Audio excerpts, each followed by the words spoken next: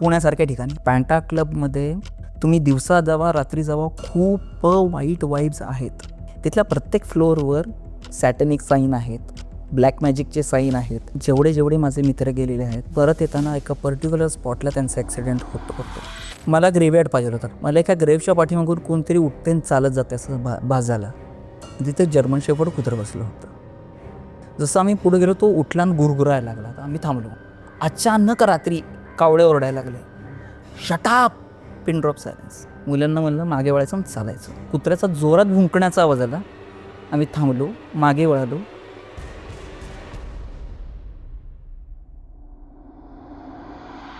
ह्या कथा मनोरंजनासाठी आहे. काही लोकांचे अनुभव व काही पूर्णपणे काल्पनिकही असू शकतात. त्यामुळे कृपया यांना मनोरंजन म्हणून घ्या. हॅलो मंडळी, कसे आहात तुम्ही? स्वागत आहे तुमचं बंकसच्या एका नवीन एपिसोडमध्ये. आज आपल्यावर विनय आलेले आहेत. नमस्कार, माझं नाव विनय रावळ. मी गेले 10-12 वर्ष फिल्म लाईनमध्येच आहे.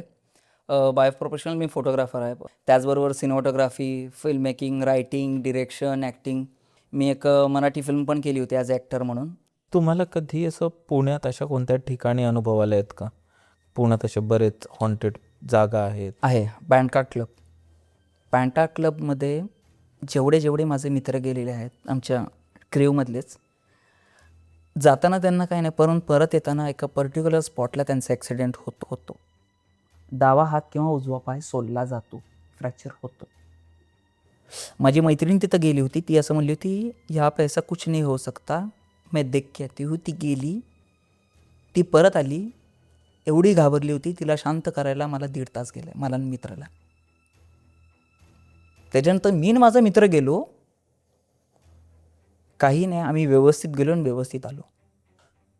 माझ्याकडे ते स्टेटस मी दाखवेल तुम्हाला. ते एवढं स्पूकी आहे आणि खरंच इथं वाईब्स आहेत, खूप वाईब्स आहेत. तुम्ही दिवसा जावा रात्री जावा, खूप वाईट वाईब्स आहेत. सो जे लोक म्हणतात ना आम्ही एक्सप्लोअर करायला जातो, नका जाऊ. कारण जर काय तुम्ही जाताना एकटे जाल, खरी घेऊन काय आला ना, जाणार नाहीच जाणार तो. तिकडचा नक्की इतिहास काय त्याच्या? ते ॲक्च्युली लोक म्हणतात ते आग लागली होती वगैरे. काही लोक म्हणतात डिस्प्यूटसाठी ती आग लावली गेली होती. 5 स्टार हॉटेल होतं, पूर्ण 7 स्टार हॉटेल म्हणतो आपण. ते एका रात्रीच जळालं होतं. लोक म्हणतात सिलेंडरचा स्फोट. सगळं मान्य, सिलेंडरचा स्फोट झाला तर तो किचनमध्ये होईल, अख्खा हॉटेल जळायची काय करायचं. लोक मेलेत. आणि तिथल्या प्रत्येक फ्लोअरवर सॅटनिक साईन आहेत, ब्लॅक मॅजिकचे साईन आहेत. स्प्रेनी सगळं असं ते ब्लॅक मॅजिक.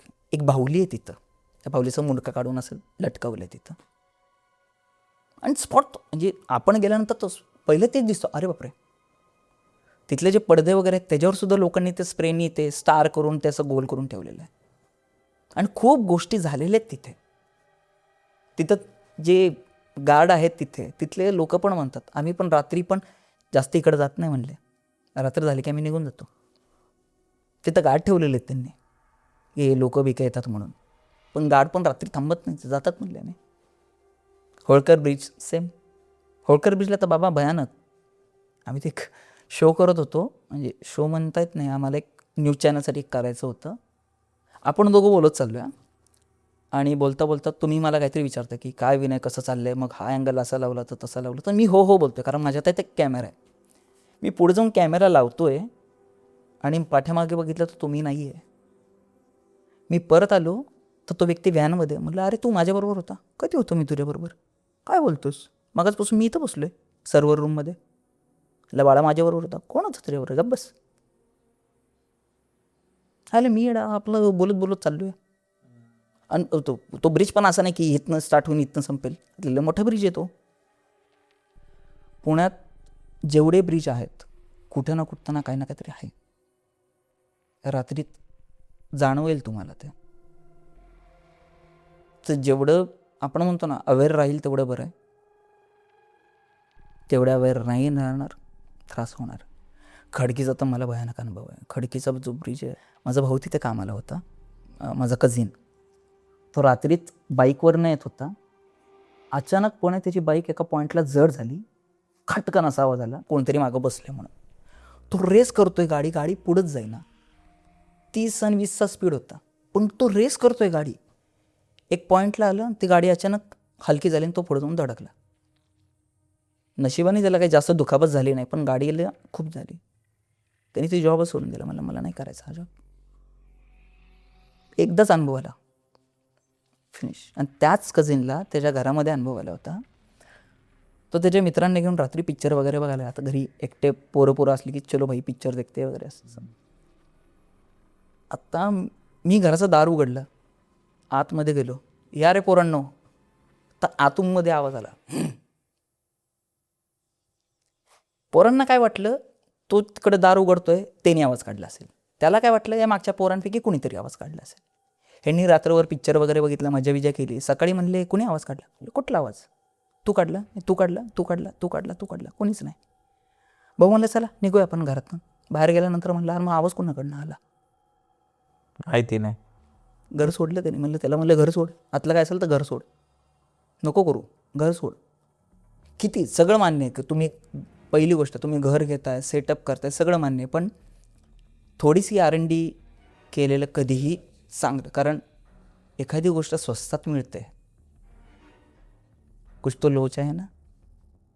पुण्यामध्ये मी जिथं राहत होतो ॲज अ काय पी जी हां ॲज अ PG राहत होतो. 4th फ्लोअरला होतं ते कोणता एरिया होता तो? एरिया. तर तिथं मी राहत होतो. त्या 4th फ्लोअरला रात्री रोज 2:30 वाजता लिफ्ट खालून वरती यायची. ते रेलिंगवाले हे नसतात का, ते ओपन व्हायचे आणि बंद व्हायचे.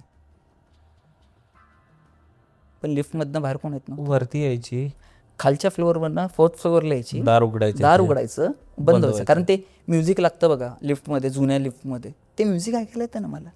आणि बरं मी एकटाच असतं ना, माझ्याबरोबर मित्र असले तर काय नाही, नॉर्मल. माझा भाऊ वगैरे येऊन राहिलेलं, माझ्या मैत्रिणी येऊन राहिले, माझे मित्र येऊन राहिलेले आहेत, त्यावेळेस काही नाही. मी एकटा असलं की तेच. आणि माझ्या रूमच्या बाहेर एक हॉस्पिटल टाईप होतं, त्याचं शवगृह माझ्या खिडकीतनं दिसत होतं. आणि मी वेडा माणूस, त्यावेळेस मला माझी काय नक्की माझी मेंटॅलिटी होती मला माहीत नाही, पण त्या काळात मी असं रात्री भूताचे पिक्चर वगैरे बघून यायचो, रात्रभर जागायचो, असं खिडकीतनं असं बघत बसायचो. हे मला माझ्या मित्रांनी सांगितलेलं आहे की तू असा वागत होता वगैरे, असेल. पण तर मी त्या खिडकीत बसून एक स्क्रिप्ट लिहिली होती भूताची. त्या श्रवगृहाकडे बघून. हां, मला माहीत नाही, पण ते माझ्याकडनं ते ते दिसायचे झालं. तिथे? नाही काही जाणवत काहीच नव्हतं मला, पण मी का अट्रॅक्ट झालो मला ते कळलं नाही.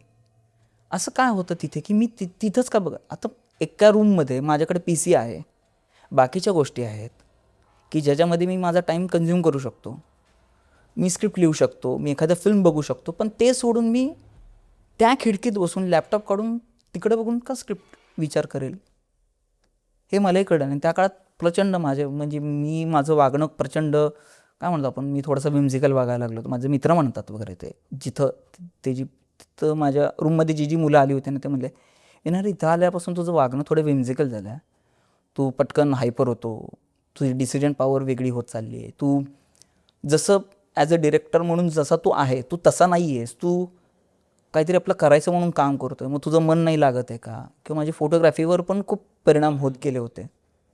1-1.5 वर्ष केल्यानंतर सोडलं. हां, पण नंतर ज्यावेळेस मी दुसरीकडे राहायला आलो, परत माझ्या काकांच्या घरी राहायला आलो, now I am back to normal. मग कुठेतरी तिथं काय होतं का, मे बी असेल. कारण त्यावेळेस मी रूममध्ये राहत होतो तर माझ्याकडे कुठल्या देवाधर्माचं काहीच नव्हतं, काही नव्हतं. मी प्रचंड फॉलो करतो आपलं जे आध्यात्मिक वगैरे आहे ते प्रचंड फॉलो करतो, पण कुठे कुठे त्या गोष्टी नसल्यामुळं पण मला ते त्रास झाला असेल का, तर असेल पण कदाचित, नक्कीच असेल.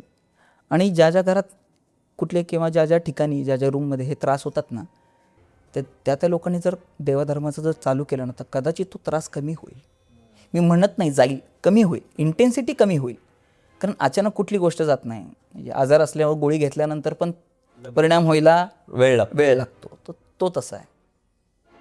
मला आठवते की जेव्हा आपण बोललो तेव्हा तुमचं एक फिल्म तुम्ही शूट करत होता, वेब सिरीज, तर त्या दरम्यान पण तुम्हाला काहीतरी एक अनुभव आला होता. हां, ॲक्च्युली एक शॉर्ट फिल्म आहे, माझी यूट्यूबवर आहे ती, सच नावाची शॉर्ट फिल्म मी लिहिली होती. आणि त्याच्यामध्ये as a writer me plan केलं होतं की मला ग्रेव्हयार्ड पाहिजे होतं, कॅथलिक ग्रेव्हयार्ड जे असतं मला तेच एक्सपेक्ट होतं. खूप शोधलं आणि त्यावेळेस मी एका ॲक्टिंग अकॅडमीशी टायप केलं होतं. सो त्यांनी सांगितलं होतं की आर्टिस्ट आमचे असतील वगैरे. म्हटलं ठीक आहे, इट्स ओके. मग मी शोधलं आणि मला एक कॅथलिक काय म्हणतो ग्रेव्हयार्ड प्रॉपर मिळालं. आम्ही आतमध्ये गेलो तर तिथला एक जो केअरटेकर ॲज सो कॉल्ड म्हणतात तो तिथे होता. मी आणि माझा जो क्रू मेंबर होता आम्ही दोघंच होतो. आम्ही गेलो, म्हणलं असं असं आम्हाला शूटला परमिशन पाहिजे आहे.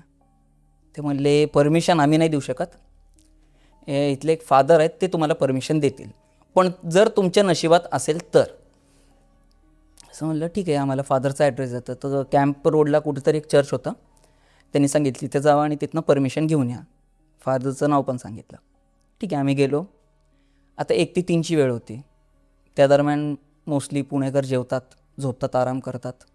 आम्ही गेलो तर नेमकं तो फादर जेवत होते. आम्ही म्हणलं ठीक आहे, बघू, जर लकीली आपलं लक असेल चांगलं तर मिळून जाईल. आम्ही गेलो, ते चर्चची बेल वाजवली, फादर आले, म्हणले काय, मला आम्हाला परमिशन पाहिजे आहे. त्यांनी ते लेटर घेतलं, सही केलं आणि देऊन टाकलं. वाचलंही नाही.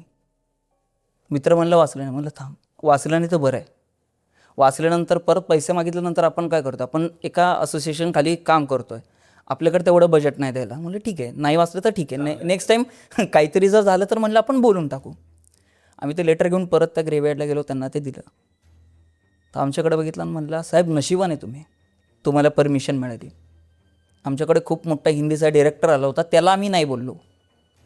विचार करा, तुम्हाला परमिशन मिळाली. मग आम्ही एकदम 7वें आसमानपैकी, हे भाई अपने को मिल गया. मग तो म्हणला चला मी तुम्हाला ग्रेव्हयार्ड सगळं दाखवतो, कुठपर्यंत तुम्ही शूट करू शकता हे मी तुम्हाला सांगतो. आम्ही गेलो तर तिथं एक 500 मीटरच्या अंतरावर एक हौद होते पाण्याचं, असे गोल हौद. 500 मीटरवर हौद होते. तो म्हणला 3ऱ्या हौदापर्यंत तुमची टेरिटरी आहे, त्याच्या पलीकडे जाऊ नका, कारण तिथं रात्री गंजेडी लोकं किंवा दारुडी लोकं वगैरे बसतात. तुमच्याकडे एक्सपेन्सिव्ह गोष्टी असतात. उद्या काही झालं, मारहाण झाली, काय कापाकापी झाली किंवा काही झालं तर आम्ही जबाबदार नाही, तुमची जबाबदारी तुमच्याकडे. म्हणलं ठीक आहे. मग गाड्या कुठं पार्क करायच्या, त्यांनी पार्किंगची जागा वगैरे पण दाखवली. म्हणले कधी येणार, तर आमची तारीख 20 तारीख होती. म्हणले 20 तारखेला आम्ही येऊ. Okay done. म्हणले एक काम करा, फक्त जर समजा मी नसेल तर माझ्या बदली जो असेल मी त्याची तुमच्याशी ओळख करून देईल, मग तो तुम्हाला गाईड करेल. म्हणलं डन. 4 वाजता आम्ही बरोबर आलो त्याला भेटलो. तर तो म्हणला बघा साहेब, मी तुम्हाला म्हणलो होतं नेमकं मला जावं लागतं. म्हणलं ठीक आहे, आता आपण, तो म्हणला माझा दुसरा एक आहे बदली, त्याच्याशी मी तुमची ओळख करून देतो, फक्त मला त्याला एक दारूची बाटली द्या म्हणला, कारण तो रात्रभर इथे राहणार. तर म्हणजे असं म्हणतात की जर नशेमध्ये असेल माणूस तर त्याला त्या गोष्टींचं काही भान राहत नाही. सो ओके म्हणलं, बाकीच्या ह्याच्यापेक्षा ते कधीही परवडतं आहे. म्हणलं ठीक आहे, आम्ही त्याला दारूची बाटली देतो. म्हणलं ठीक आहे, तुम्ही चालू करा. किती वाजता? म्हणलं एक 6 वाजेपर्यंत मुलं येतील, 6ला चालू करू. आणि उन्हाळ्याचीच वेळ होती. आणि म्हणलं चला तोपर्यंत रेकी करून घेऊया. आमच्याकडं EMF मीटर होतं. म्हणलं चला आपण स्टार्ट करूया. तर मुलांना सांगत होतो मी, हे ऑरेंज म्हणजे हे काय असतं, रेड लाईट म्हणजे खूप काय म्हणतो डेंजरस स्पिरिट असतं वगैरे. असं करत करत आम्ही एका ग्रेव्हजवळ पोहोचलो. तिथे जर्मन शेफर्ड कुत्रं बसलं होतं. आता आपल्या सगळ्यांना माहिती आहे की कुत्रं किती अग्रेसिव्ह येते. त्याच्या गळ्यात पण पट्टा होता. जसं आम्ही पुढे गेलो तो उठला आणि गुरगुरायला लागला. तर आम्ही थांबलो. म्हणलं आपण पुढं न जाणं. गुरगुरता अचानक तो शांत झाला, जसं काही त्याच्या डोक्यावरनं कुणीतरी हात फिरवतं.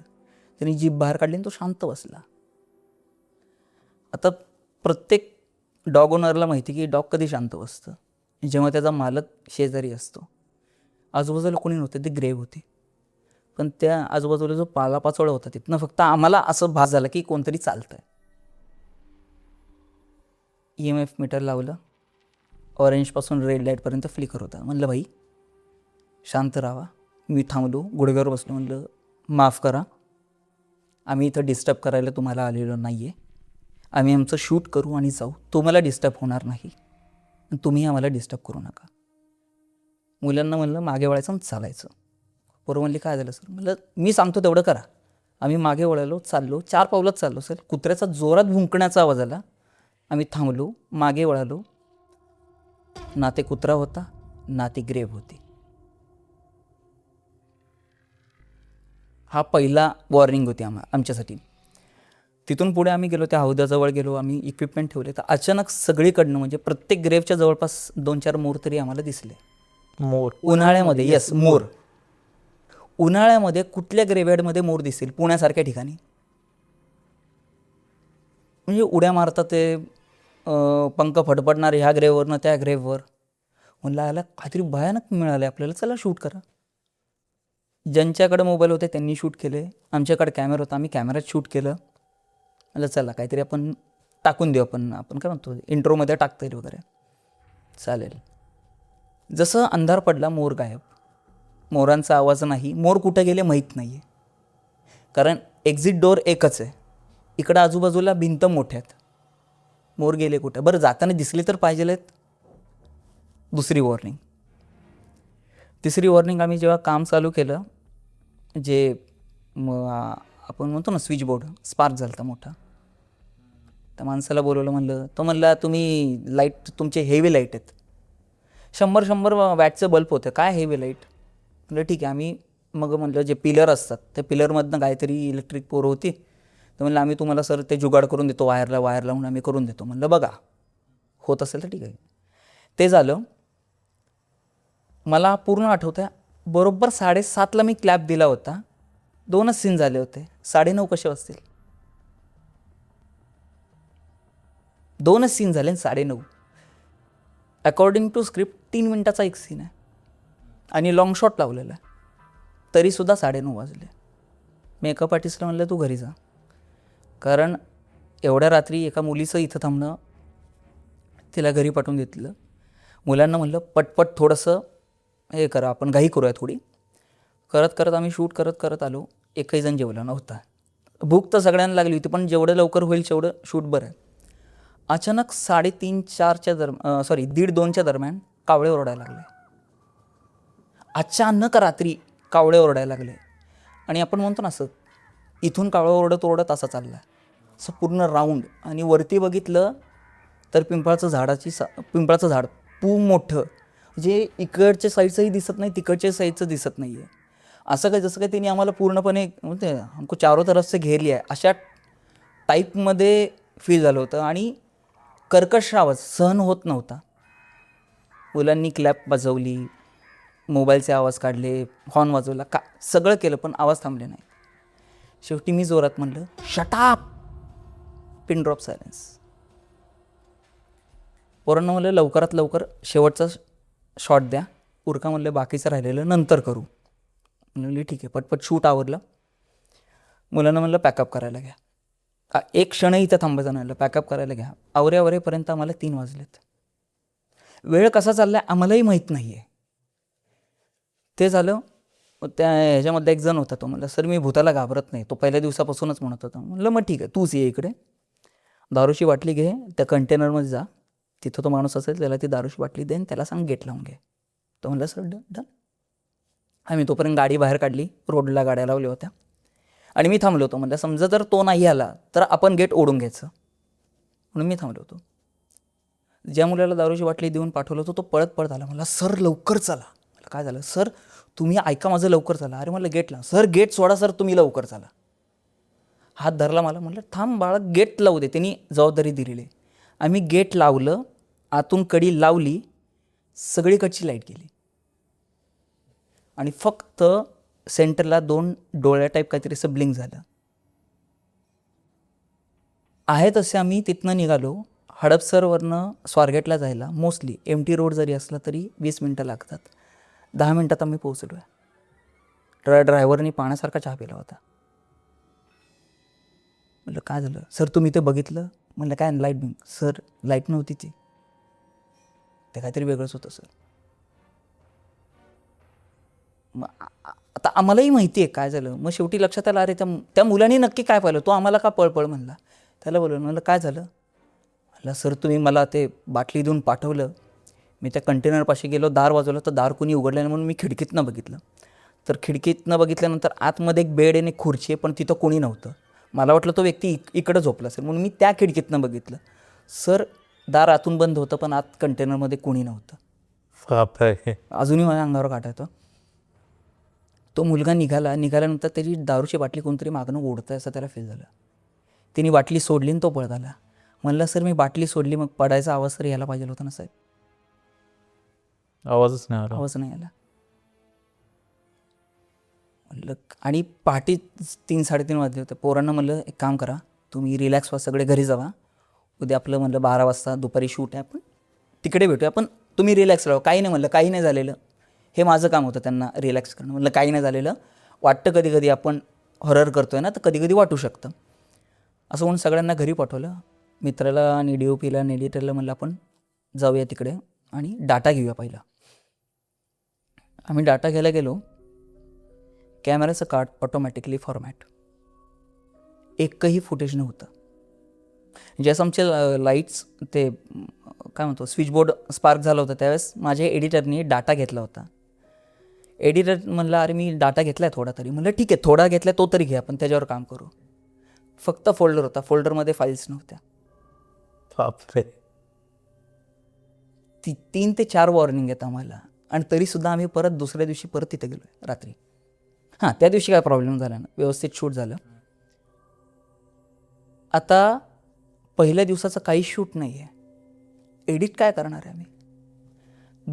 बरेच लोकांना आम्ही ते पाठवले, ते कार्ड खूप पैसे गेले, रिकवर झालं.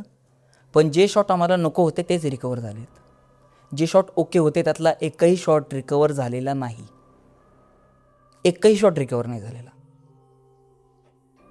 म्हणलं ठीक आहे, आता जे आहे त्यात आपल्याला करायचं, कारण परत शूट करण्यात अर्थ नाही आहे. मग मी त्यांना म्हणलं ठीक आहे, जे आहे त्यात शूट करूया. आमच्या हायर ऑथॉरिटीजला फोन केला, ते म्हणले आता जे आहे त्यात करा, आम्ही काय सांगू शकत नाही.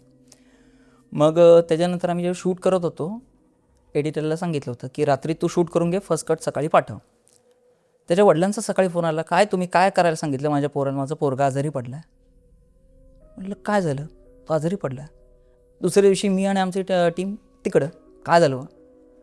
मला रात्री काहीतरी दिसलं. म्हणलं काय दिसलं मला सांगशील का. म्हणलं मी एडिट करत होतो ना, पण जे ग्रेवचं शूट घेतलं होतं ना, मला एका ग्रेवच्या पाठीमागून कोणतरी उठते चालत जाते असं भास झाला. मी 2-3 वेळा पुढं मागं करून बघितलं तर मला ते जाणवलं. मोबाईल घेऊन तुला दाखवायला जाणार तर तसं काहीच नाही आहे. मला तेव्हापासून मला ताप चढलं, मी काही एडिट करणार नाही. ते परत एडिटिंग माझ्याकडे झालं. मग मी कसं रात्री एडिट केलं आणि ती फिल्म झाली. त्याचा शो असतो आमच्याकडे, तो शो पण झाला, मुलांनी बघितलं, पोरं पण खुश. आता जे आहेत त्यांनाच माहिती आहे त्यामध्ये काय झालं. तर मी म्हणलं की त्याच्या 2 कॉपीज काढूया, ते एक त्या फादरला देऊया आणि ते ग्रेव्हयार्डमध्ये जो केअरटेकर होता त्याला पण देऊन टाकू एक रेकॉर्ड म्हणून. मग आम्ही तिकडे गेलो तर दुसराच माणूस होता. मी त्याला म्हणलं असं एक पीटर नावाचा एक व्यक्ती होता. मला कोण पीटर, असं कोणी व्यक्ती इथं काम नाही करत. म्हणलं सर काय म्हणतो, म्हणलं मागच्या महिन्यात तर येऊन गेलो, तेच सांगतोय, असं कोणी पीटर नावाचा व्यक्ती काम नाही करत. हातातली सीडी अशीशी होत होती आमच्या. म्हणलं सर आम्ही परमिशन घेतली वगैरे, त्यांना ते लेटर दाखवलं.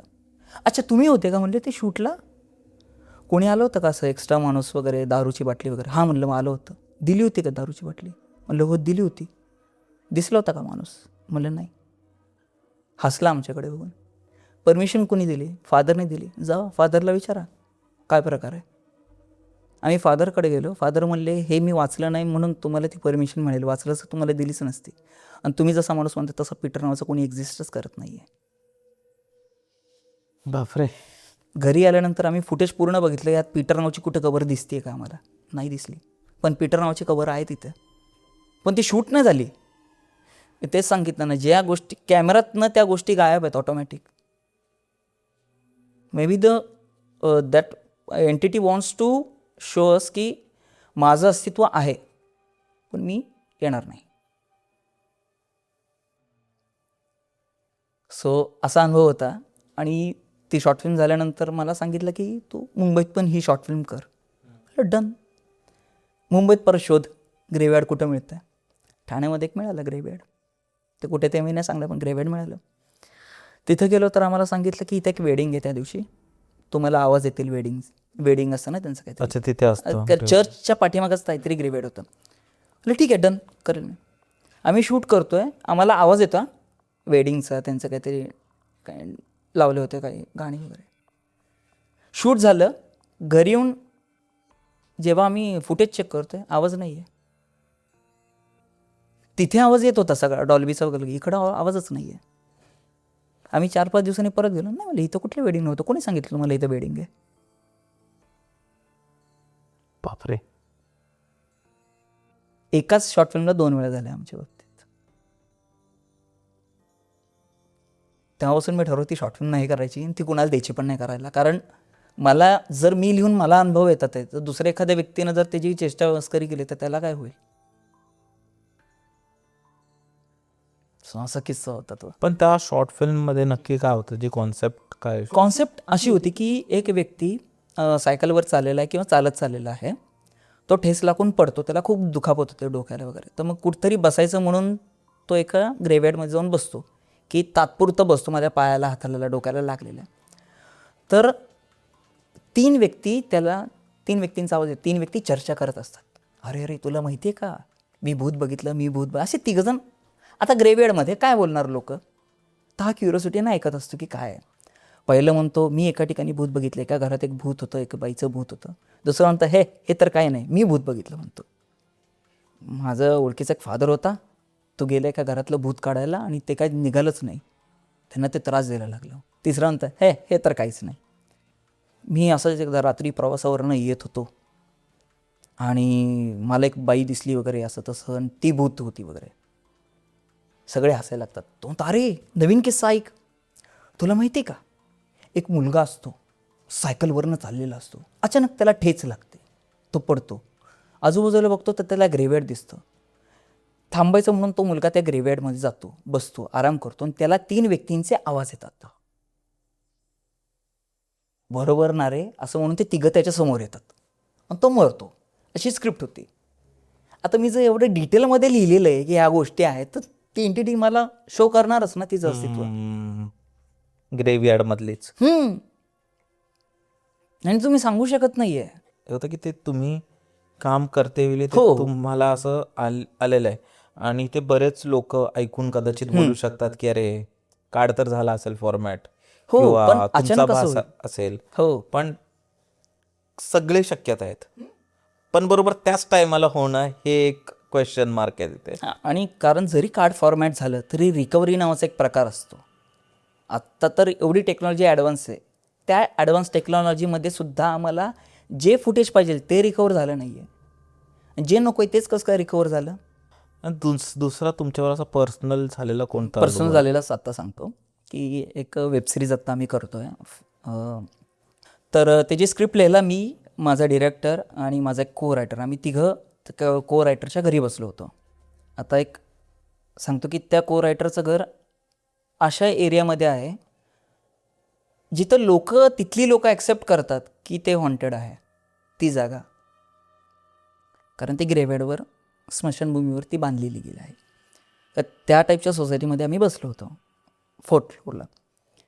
आणि तिथं किस्सा असा होता की तुम्ही वॉशरूमवरनं जाऊन आला, आपण फ्लश केल्यानंतर 15 मिनिटांनी ऑटोमॅटिक फ्लश होणार आणि टॉयलेट सीट वरती असतं. आपण मोस्टली खाली करून जातो, तर त्या टॉयलेट सीट वरती असतं. आम्ही डिस्कस करत होतो की वेबसिरीज करायची हो, तर काय स्टोरी काय असेल. माझ्या मित्रांनी स्टोरी लिहायला सुरुवात केली. मी इथं बेडवर बसलो होतो, इथे कपाट होतं, तिथं माझा मित्र बसला होता आणि जो को रायटर होता तो लॅपटॉपवर होता, तो लिहित होता. नंतर माझा मित्र म्हणला की तू इकडे बस कपाटाजवळ, मी जरा झोपतो. म्हणलं ठीक आहे तू झोप, मी इकडनं बसून सांगतो. तर मी त्याला स्टोरी सांगत होतो की 3-4 ब्लॉगर्स असतात, असे तसे हे करतात ते करतात, मग त्यांना फायनान्सर पाहिजे असतो वगैरे, हे मी सांगतो आहे. आणि जसं मी हॉररचा विषय छेडला, माझा मित्र जो समोर झोपला होता तो झोपेत बडबड शिव्या द्यायला लागला होता झोपेत. तर मला आणि को रायटरला काहीच कळलं, हा शिव्या का देतोय. आम्ही त्याला उठवलं, म्हणलं काय झालं, अरे मला सोड त्याला, अरे कळतंय का मी आहे इथे. म्हणलं बाबा काय झालं तुला, कुणाला शिव्या देतोयस. जागा झाला. म्हणलं हाय विनया काय, म्हणलं काय झालं तुला, तू का असं का बघतोय म्हणलं आमच्याकडे, मी आणि हाच आहे म्हणलं, दुसरं कोण नाही इथं. अरे म्हणलं मला आत्ता असं जाणवलं की तू जिथं बसलाय त्याच्या पाठीमागे एक बाई आहे आणि ती तुझ्याकडे अशी रागाने बघते आहे आणि ती तुला स्टोरी लिहू देत नाही आहे. बापरे. म्हणलं बाळा आपण हे नाही म्हणलं मी ते नाही ऐकत आहे, मी माझं मी झोपलो होतो शांत. मला असं झालं की आपण 3 आलो, सेम जे आत्ता आपण केलं तेच. आपण आलो, आपण बसलो, मी तुला इकडनं उठवून इकडं बसवलं, मी तिकडे बसलो, मी झोपलो आणि मी झोपेत तुला तेच बघतोय. त्याला झोपेत ते जाणवलं की तो झोपेत त्याला त्या एंटिटीला बघतोय. म्हणलं ती बाई तुझ्याकडे रागाने बघते. म्हणलं कुठे बघते जागा? तिथंच बसतो म्हणलं मी. नाही नको बसू. तर मित्र पण म्हणला नको बसू. म्हणलं ठीक आहे नाही बसत, इथं बसून सांगतो. ओ ठीक आहे. बेडवर बसून आम्ही अख्खी स्टोरी सांगितली. मित्र म्हणला की मी 2-3 दिवसात प्रॉपर ड्राफ्ट तयार करतो आणि तुला देतो. म्हणलं डन. तिने ड्राफ्ट तयार केला आणि दी एंड टाकला. त्याच्या खिडकीच्या समोरच्या बिल्डिंगमध्ये स्पार्क झाला, मोठा स्फोट. दी एंड म्हणजे टाईप केला आणि इकडं स्फोट झालाय. पूर्ण घाबरला होता तो. त्याच्यानंतर तो जेव्हा जेव्हा स्टोरी लिहिता, तो रात्रीत वगैरे काम करायचा, विष्णू सहस्त्रनाम लावायचा. 3-3:30ला विष्णू सहस्त्रनाम चालता चालता बंद पडायचा आणि लॅपटॉप बंद पडायचा ऑटोमॅटिक. 3 ते 3:30 लॅपटॉप चालूच होणार नाही, तू किती चार्जिंग लाव. आणि विष्णू सहस्त्रनामच एवढं म्हणजे आपण ग्लिच येणार, अडकत चालणार. कारण ते शेवटी ते लॅपटॉप हे काय म्हणतो मशीन आहे आणि ते सगळं मॅग्नेटिक फील्ड असल्यामुळे ते कंट्रोल करणं त्यांना जमतं. हां, हे जर तो मित्र बोलत असता त्याला अडचण नसती आली. तुम्ही त्या नामस्मरण लावलं आणि तुम्ही कामं करताय, त्यांनी कुठलंच काम होणार नाही तुमचं. हा दुसरा अनुभव आला. म्हणलं ठीक आहे होऊ शकतं. ती स्क्रिप्ट झाली, आम्ही रजिस्टर केली वगैरे. आता म्हणलं आपण काम चालू केलं पाहिजे. एका OTT प्लॅटफॉर्मला आम्ही ती ड्राफ्ट पाठवला. ते म्हणले आम्हाला पायलट एपिसोड करून द्या सर, आम्ही करतो. डन. शोध चालू झाला. मग ॲक्टर ॲक्ट्रेस, आम्ही जो ॲक्टर फायनल करतो आहे ना, तो शूटच्या आदल्या दिवशी नाही म्हणतो आहे. काही रिझन, त्याला मोठा रोल मिळाला, ॲक्सिडेंट झाला, कोण वारलं, त्याला करायचंच नाही, त्याची इच्छाच नाही आहे. 15 ते 16 ॲक्टर नाही म्हणले, 15 ते 16 ॲक्ट्रेस नाही बोलल्या. न राहून आम्ही नॉन ॲक्टर लोकांना उचललं. मला पायलट करायचं आहे, ते त्यांची एक डेडलाईन असते, आम्हाला 1 महिन्यात सगळं द्यायचं आहे. म्हटलं ठीक आहे. शूट करायला आम्ही एक नामांकित कॉलेज आहे, तिथं आम्ही ते शूट केलं. तिथं काही नाही, त्या कॉलेजला काही नाही आहे, कॉलेज चांगलं आहे, कॉलेजमध्येही काही नाही आहे. डिरेक्टरपासून माझ्यापर्यंत प्रत्येकाला काही ना काहीतरी त्या शूटच्या दरम्यान लागले. डिरेक्टरचा पायाला क्रॅम्प आला होता, पळता पाय असा फिरला होता त्याचा. बापरे. 6 ते 7 दिवस त्याचा पाय बँडेजमध्ये होता. मला इथं हाताला लागलं होतं, माझ्या मैत्रिणीला डोक्याला लागलं होतं, माझ्या मित्राचा बाईकवरनं ॲक्सिडेंट झाला होता. जो वेदांत म्हणून आमचा ॲक्टर होता, त्याचं अक्षय म्हणजे इथपासून इथपर्यंत सालटवलं गेलं होतं, बाईकवरनं असं घसरत गेला होता. जी दुसरी ॲक्ट्रेस होती, जी माझी को ॲक्ट्रेस होती माझ्याबरोबर काम करणे, तिचा ॲक्सिडेंट झाला. प्रत्येकाला काही ना काहीतरी झालेलं आहे. माझा DOP जो खूप चांगला DOP त्याच्याकडनं अँगल चुकले. एडिटिंग करायला गेलो, फुटेज डिलीट झाले. कसं करून आम्ही पायलट एपिसोड करून दिला. आता शूट डन, चला आता एवढं चांगलं झालं. तर शूटमध्ये आम्ही सांगितलं ते व्लॉगर आहेत, ते आम्ही जे व्लॉगर दाखवले ते हॉरर ब्लॉग करत असतात. मग हॉरर ब्लॉग म्हणल्यानंतर साहजिकच आहे, आपण जे महत्त्वाची ठिकाणं आहेत, काय म्हणतो हॉररमधले तीर्थस्थान आपल्या आयशाविला वगैरे हे ते तिथं जाऊन करायचं. ओके. आयशाविलाला आम्ही गेलो, मित्रांनी मी 3 वेळा गेलो, 3ही वेळेस आम्हाला शूट नाही मिळालं. ठीक आहे. एकदा पाऊस होता, एकदा काहीतरी आम्ही रात्री गेलो, ते गेट बंद होतं, आम्हाला जाऊ दिलं नाही. 3ऱ्या वेळेस आम्ही आतमध्ये गेलो पण ते शूटच झालं नाही काही कारणास्तव, कॅमेराला ग्लिच आला किंवा काहीतरी इश्यू झाला. आम्ही नाही म्हणलं. आम्ही ठरवलं की आधी आपण पहिलं बाकीचं शूट करून घेऊ, मग ते करूया. अजून म्हणजे तेच सांगतो, 2.5 वर्ष झालं अजूनही ती वेब सिरीज पूर्ण होत नाही आहे. काही ना काहीतरी अडचणी आहे. लोकेशन मिळतंय, चला उद्या शूट आहे, आदल्या दिवशी सॉरी लोकेशन नाही मिळत आहे. तर माझा डायरेक्टर म्हणला की माझ्या गावाला शूट करूया, आपल्याला तिथं खूप असे जुने पुराणे काय म्हणतो आपण ब्रिज, तुटके ब्रिज वगैरे किंवा जुन्या पुराणं बांधकाम वगैरे आपल्याला मिळेल. आम्हाला वाडे पाहिजे होते, किल्ले पाहिजे होते, मिळतील. म्हणलं डन. तर तिथे एक ब्रिज आहे त्या गावामध्ये. असं म्हणतात की त्या ब्रिजवर खूप आधीपासून ब्लॅक मॅजिक काहीतरी सारख्या गोष्टी झालेल्या आहेत. त्या ब्रिजवर रात्रीत कुणीही गेलं तर त्याला काही ना काहीतरी त्रास होतोच होतो. आम्ही शूट करतो आहे त्या ब्रिजवर आणि माझं सीन होतं की मी खाली जातो असं शूट करत आणि इकडे तिकडे बघतो. त्या ब्रिजच्या बरोबर खाली काही दगड आहेत त्याला शेंदूर लावून असं ठेवलं आहे आणि त्याच्या आजूबाजूला लिंब कापून टाकले आहेत. मी तिथं खाली गेलो, शूट केलं ते. आता शूट केलं आहे प्रॉपर ऑस्मोमध्ये शूट केलेलं आहे. वरती आलो, फुटेज दाखवायला, फुटेज गायब. परत आम्ही खाली गेलो, ना ते गोटेत ना ते लिंब वगैरे आहेत. मी कसं कन्व्हिन्स करू त्यांना की मी हे बघितलंय?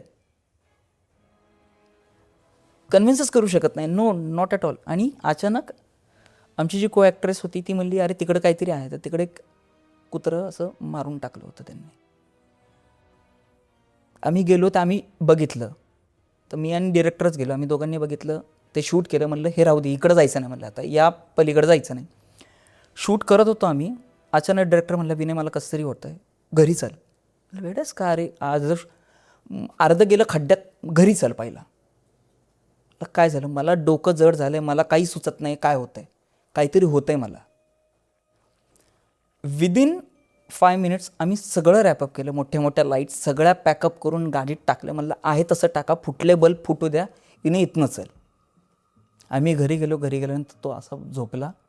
विनय, एवढं प्रेशर वाटत होतं ना मला इथं, असं इथे खांद्यावर किंवा असं हात असे भारी झाले होते. मला डायलॉग बोलता येत नव्हतं, ततपप होत होतं माझं. दुसऱ्या दिवशी आम्ही पुन्हा सकाळी त्या ब्रिजवर गेलो, तिथं कुत्रं पण नव्हतं. 6 वाजता कोण कुत्रं काढायला जाईल सांगा?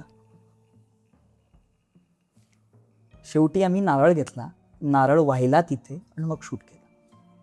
तेव्हा शूट झालं आमचं.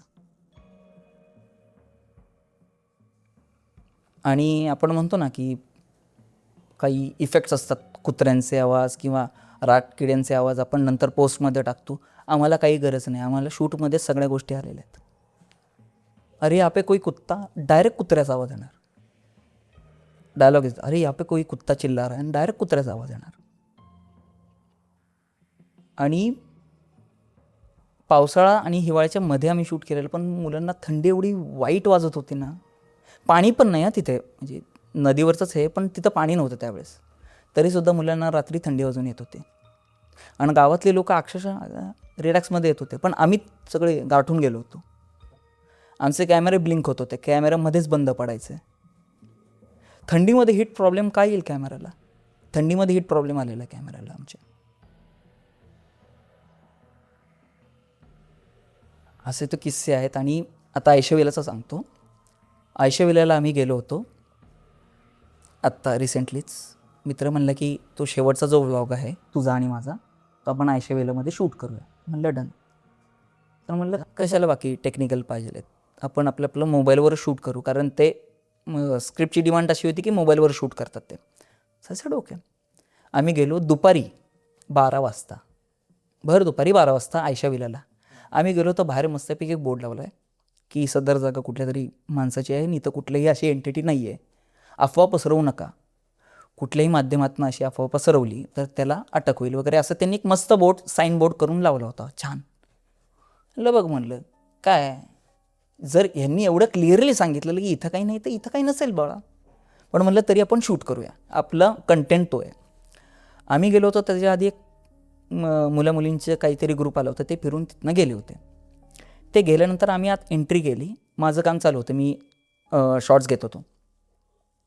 मित्र म्हणलं मी आज जाऊन येऊ का? म्हणलं जाऊन बघून ये, माझ्याकडे ते फुटेज पण आहे, मी दाखवेल तुला नंतर. तो आत गेला आणि पटकन भरायला, नाही चल ना. म्हणलं काय झालं? नाही चल बस झालं. अरे म्हणलं बाळा आपण आलो आहे, आपल्याला शूट आतलं घ्यायचं आहे, मग तू घे शूट. ठीक आहे. मी आतमध्ये गेलो, प्रत्येक कॉर्नरचं शूट घेतलं. तर मला माहिती होतं की नक्की कसं शूट घ्यायचं आहे. मी पूर्ण आतमध्ये फिरलो. हा म्हणतो विनय आत नको ना जाऊ.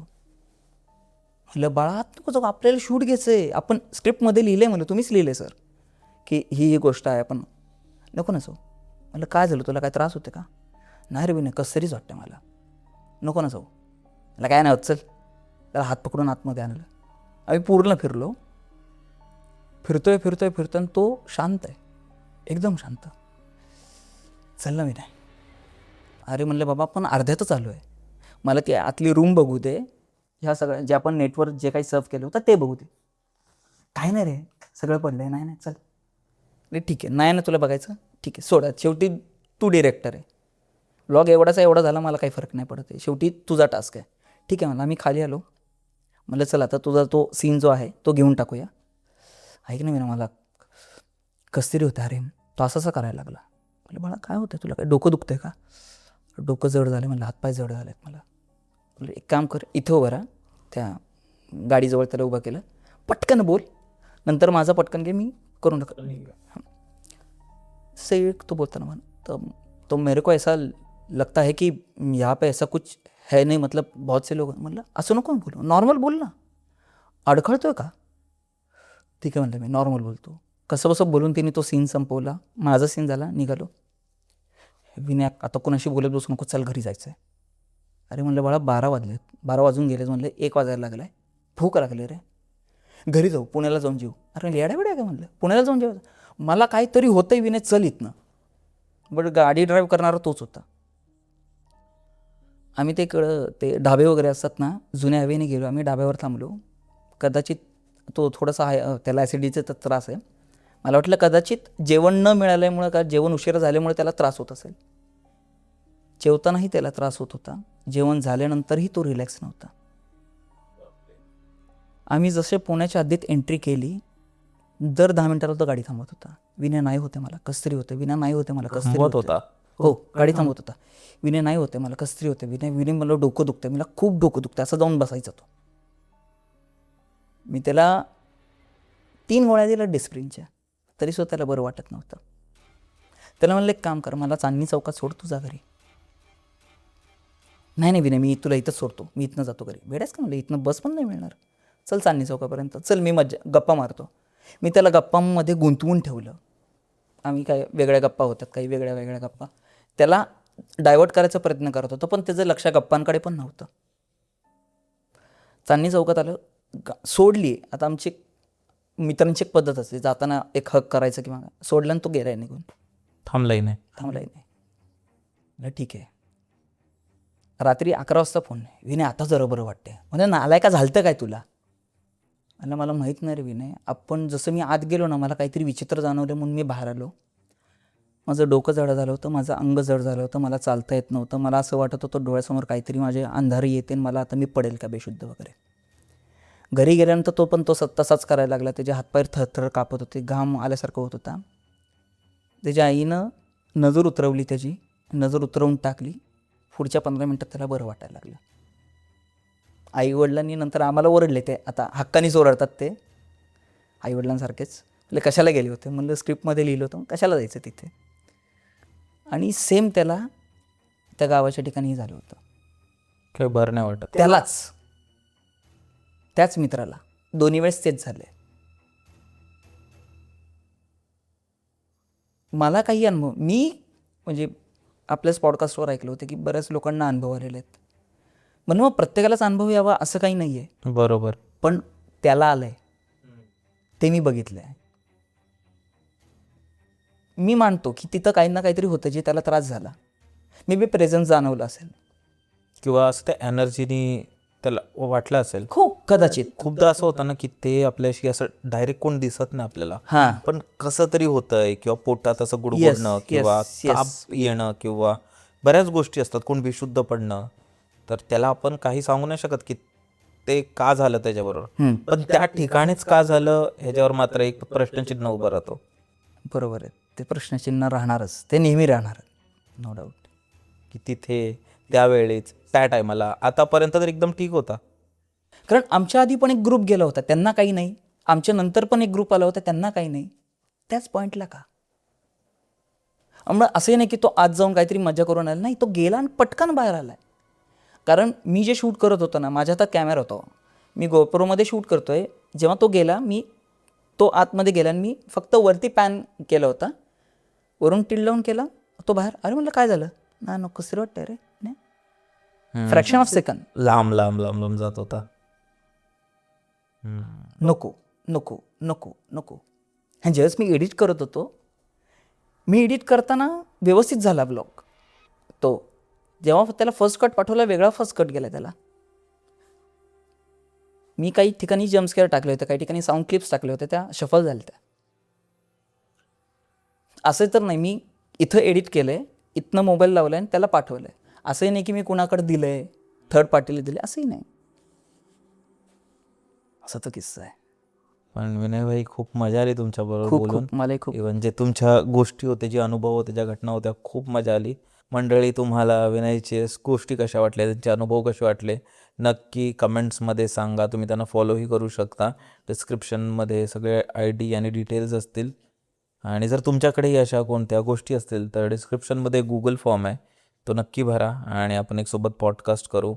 आणि काळजी घ्या, तुमच्या आईवडिलांची काळजी घ्या. तुम्ही स्पॉटीफायवरही ऐकू शकता.